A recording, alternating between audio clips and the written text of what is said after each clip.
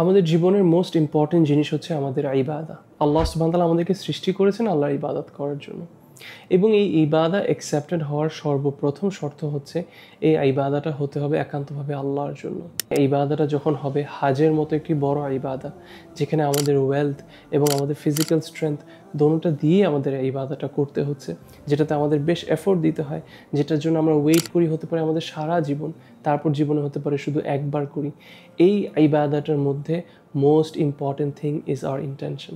আমাদের হাজ হতে হবে একান্তভাবে শুধু আল্লাহ সুবহানাহু ওয়া তাআলার জন্য।